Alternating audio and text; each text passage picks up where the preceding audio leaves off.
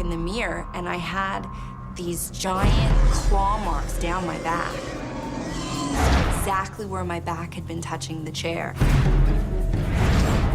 I didn't really know what to do at that point. I was just like, okay, I got attacked by a ghost. Like, how often does that happen to somebody?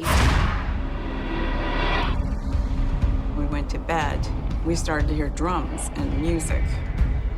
And it got louder and louder, and we were thinking, what is going on? And we weren't sure if he was actually a ghost. When the music got really loud and was getting louder and escalating, I started to get worried. I thought, what is he doing?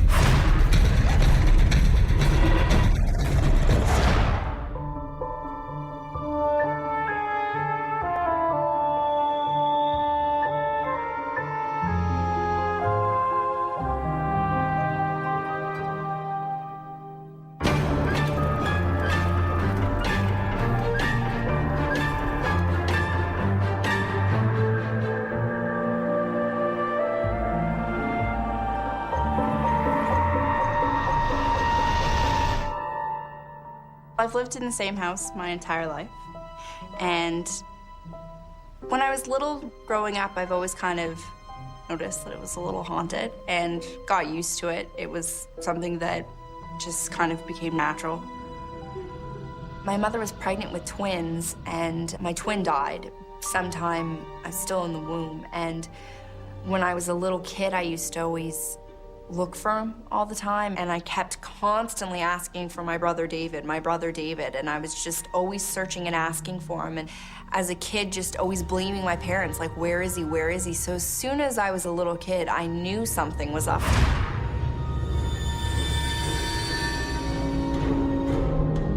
As I got older, I kind of perceived that maybe that's what some of the things were going on in the house, that maybe it was just kind of him wanting to let me know that he was there.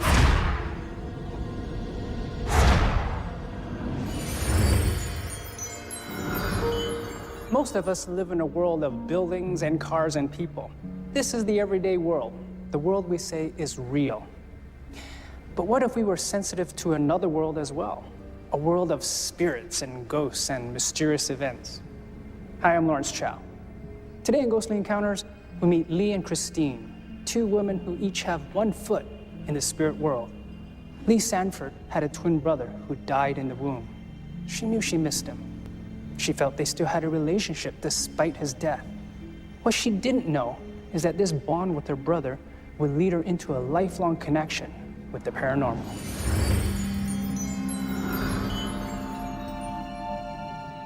When I was little, I used to have a favorite teddy bear of mine that would sit in an antique rocking chair that I had in my room. And we just rearranged my room because I'd just gotten bunk beds, which I was very excited about.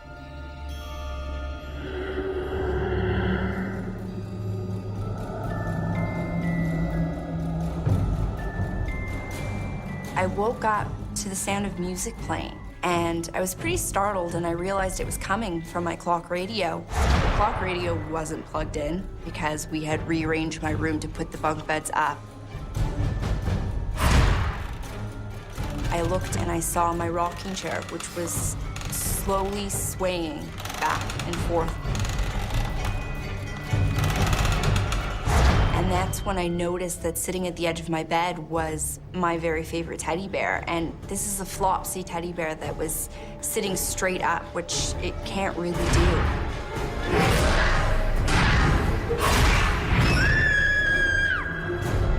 I just remember screaming for my parents because I was so freaked out, and I knew at that moment that it was nothing that I did. It wasn't my mind playing tricks. I mean, no matter what my parents tried to say to calm me down, I knew that there was something going on, and I was terrified.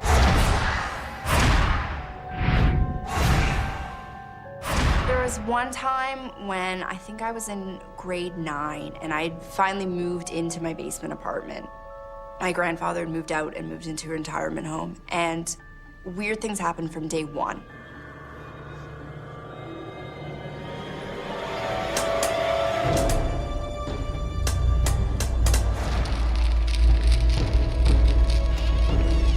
I could hear the cupboard slamming sometimes, and my lights would go on and off all the time, and at night, I could hear laughing.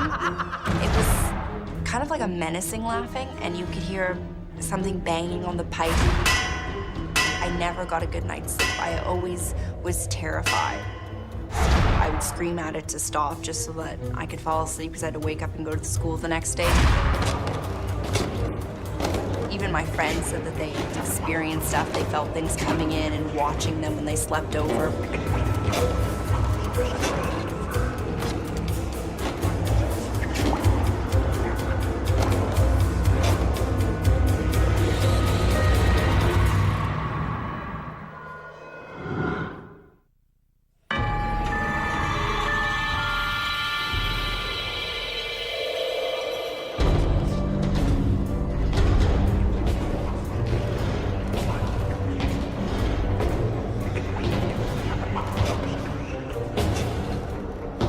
There was one time when I think I was in grade 9 and I had finally moved into my basement apartment. I never got a good night's sleep. I always was terrified. Even my friends said that they had experienced stuff. They felt things coming in and watching them when they slept over. They would claim that something would come in and they'd feel something standing over them or breathing on them. So I had some friends that didn't even want to come over anymore. Here I was 14 years old and I had to have the light on to go to sleep. I was terrified. I lasted 6 months down there and I couldn't stay down there anymore. So I moved out of there.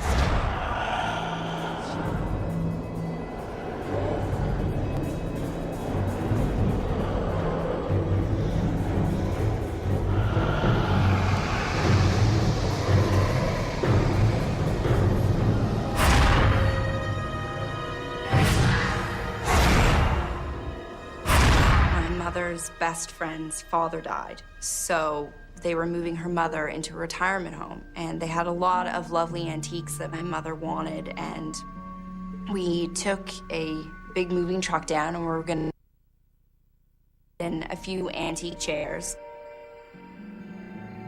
They were very old antiques. They were probably around 100 years old, and my mother had always loved them. So we got those and had really sat in them yet or really paid any attention to them until finally I was watching my mother put glasses in the new cabinet, and I sat down on the chair and I was sitting in sort of an awkward position facing my mother where really only my side was touching the chair. And I began to make fun of them because not only did they not match, the carvings on them were slightly different. One had sort of what looked like flowers carved in the top, and the other one had a face that was carved right into the top that looks like it's almost got an ornate crown on top of it, and the face kind of protrudes out. They have this really ugly old yellow fabric on them. And I was sitting in the chair just making fun of them, going on about how they ASAP needed to be recovered. They were just creepy and old, and I didn't really know why we had to have them in our dining room.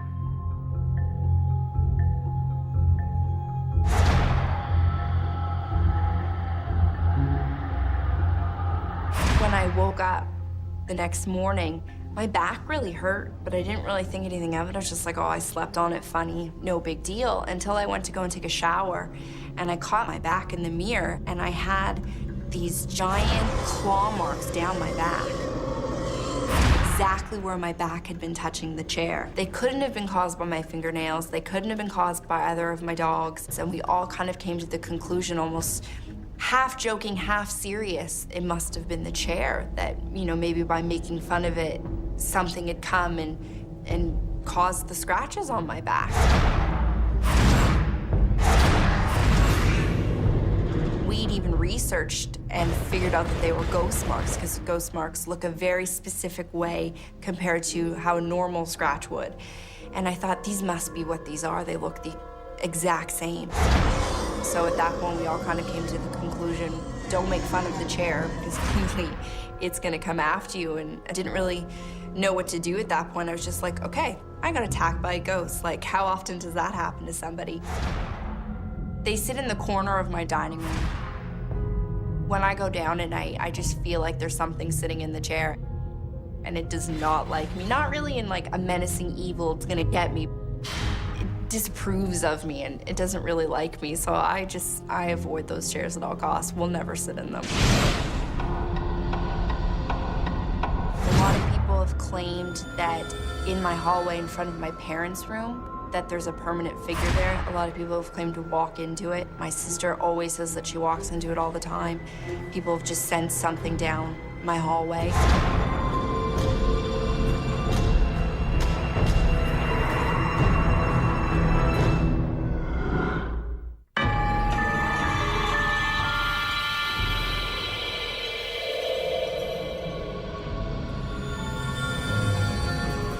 A lot of people have claimed that in my hallway in front of my parents' room, that there's a permanent figure there. A lot of people have claimed to walk into it. My sister always says that she walks into it all the time.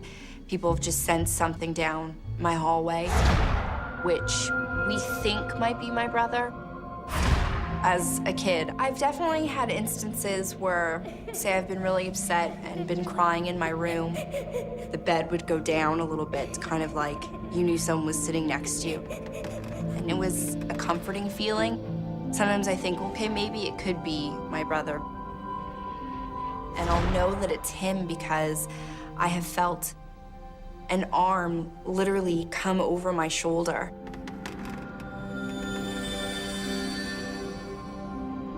So I can feel that someone is sitting beside me and has their arm around me. It was just very comforting, and someone almost trying to protect you and make you feel good. Kind of like a guardian angel.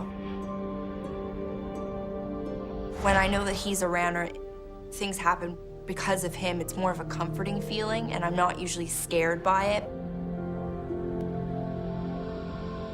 I think that having my brother around, it definitely makes me have a foot in the spirit world. It definitely opens me up quite a bit because I've always been able to sense things more than others, and I just know when I'm not alone, and I know when I'm being watched, and it's just something that I've always just kind of had to deal with.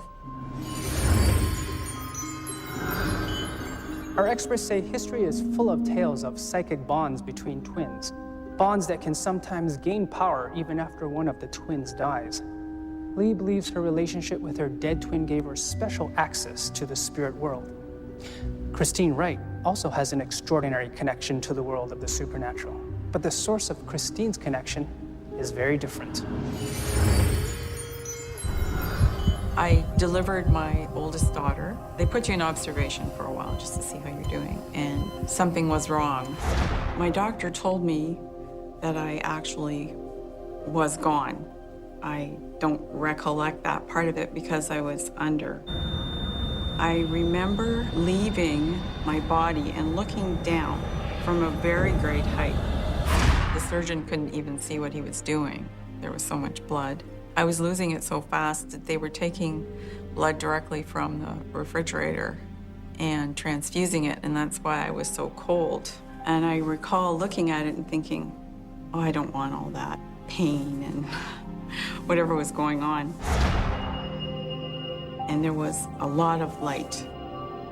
And it was a very loving light, like I felt like I wanted to be there in that light. So much peace, and I felt surrounded by love, most loving presence.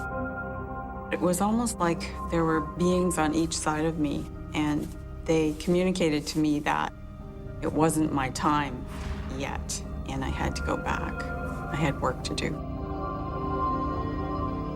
At that point, I went back into my body, and it was hard. It was a very difficult feeling, like slamming into cement.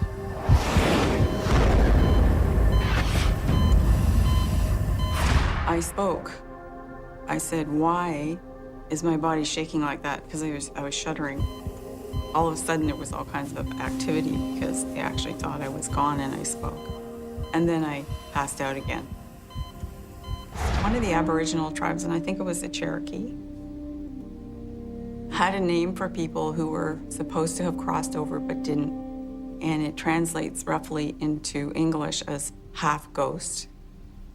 And they believe that someone who has not crossed over and stayed here has one foot in the physical world and the other foot in the spirit world. and this gave them special abilities.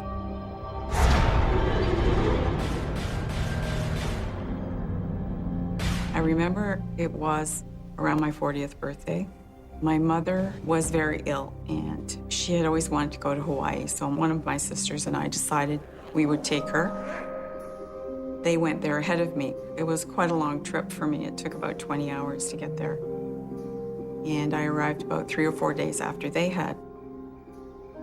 I was very tired, and it was late evening, and so I had something to eat, and then I said, well, I think I'd like to go and lie down. Now, my sister and I were sharing a room, so I laid down in the bed and couldn't sleep, couldn't drift off. I just felt like there was something in the room.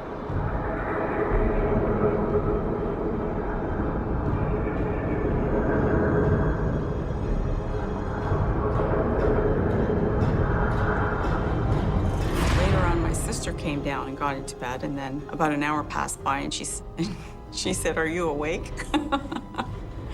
I said, "Yes, I'm awake." I said, "What is that?" She said, "You mean the man who's standing at the end of the beds?" So then it was, oh my gosh, we're both perceiving this.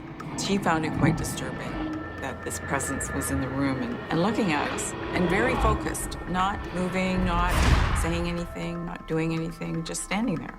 And we asked him to go away, but he didn't. And so we had a restless night.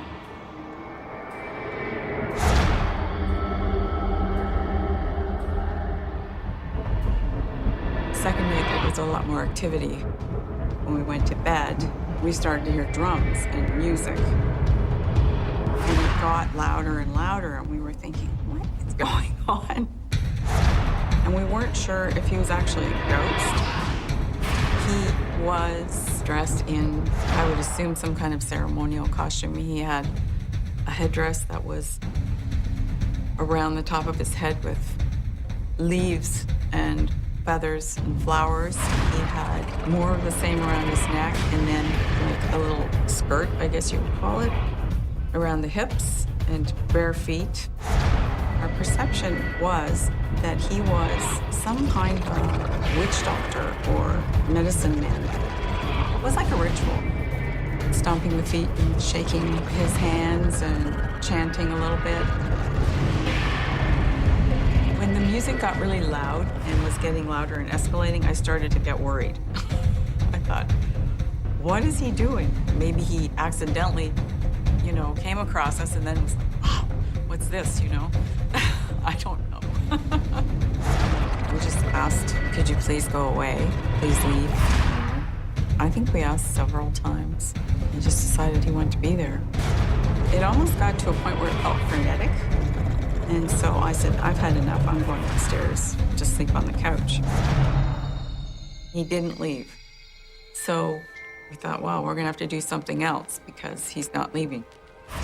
It took us a while, but we did find a new age shop, and we went in and we spoke to the proprietors, and they said, you need to smudge the whole villa.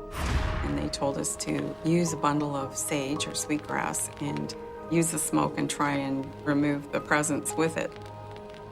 And they told us to go in all the corners, make sure we got smoke in every single corner of the whole place, which we did. The next night he was not there. After that, he was gone. And we didn't hear anything else for the whole, I think we were there for another 10 days. It was quiet after that. Sanctification is a universal practice. Some Catholics bless their homes with holy water. Buddhists may use incense and offerings to purify land before building on it. The Native American smudge ritual Christine carries out is a form of sanctification as well. The smoke from the sage purifies the villa and drives out the spirits. So it's important to smudge all the corners, for these are thought to be border areas between our world and the world of spirits. Both Lee and Christine feel connected to the world of the supernatural. As she moves through life, Lee finds she is not that happy with the responsibility of this power. Christine, on the other hand, has found a way to use her experience to deepen her connection to both this world and the next. No no matter where I am, I experience stuff, so I assume it must be me. I just think that it's maybe that I'm more perceptive. Either ghosts are purposely trying to come through to make themselves known. I don't really know what the reasoning is for it, or the fact that I have someone watching out for me. I just know that these things happen, so if something's trying to contact me for a reason, I don't really know what they want, because I don't really want that gift. I don't want that responsibility. Since then, I have volunteered for palliative care and assisted people crossing over. When people are having a hard time in life, I try to get them to understand that, you know, this is transitory, that you are a spiritual being, that you are not your body. Your body is like the vehicle you travel in for this lifetime, and then you move on to something else.